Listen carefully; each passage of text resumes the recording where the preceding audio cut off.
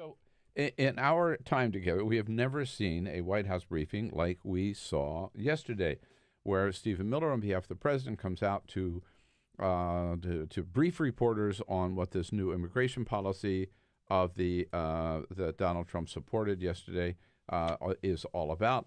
And then he decides he will take questions, and he basically turns it into an attack on all of his favorite members of the media, starting with Glenn Thrush. So the essence here, he says, is that we want to change immigration policy so that we're only going to give green cards from now on to people who already speak English, already have some kind of skills or college degree, and make a lot of money. We don't want any low-wage people coming in.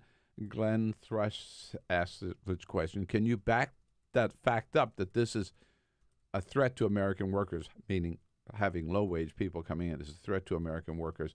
What studies do you have to support that? Stephen Miller getting personal with Glenn Thrush. I asked you for a statistic. Can you tell me how many... Maybe we'll make a carve-out in the bill that says the New York Times can hire all the low-skilled, less-paid workers they want from other countries, and see how you feel then about low-wage substitution. Yeah, that's how he answers the question.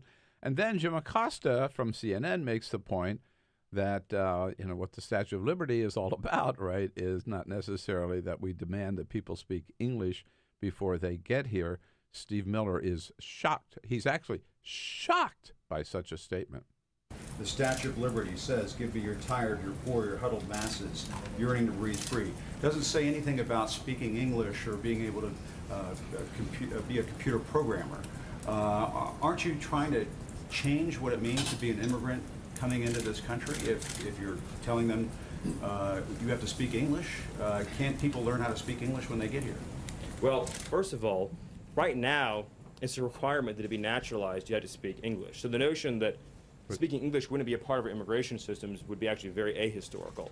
Which is not Jim's point at all. He's not talking about the naturalization service that comes 5 years later after you get here, right? Well, I mean, it's literally actually what Jim Acosta had just said, right? Jim Acosta says, why can't they learn English when they get here? And Miller comes back with, well, the naturalization system requires that you learn it. Well, that's exactly what he just said. So would be actually very ahistorical.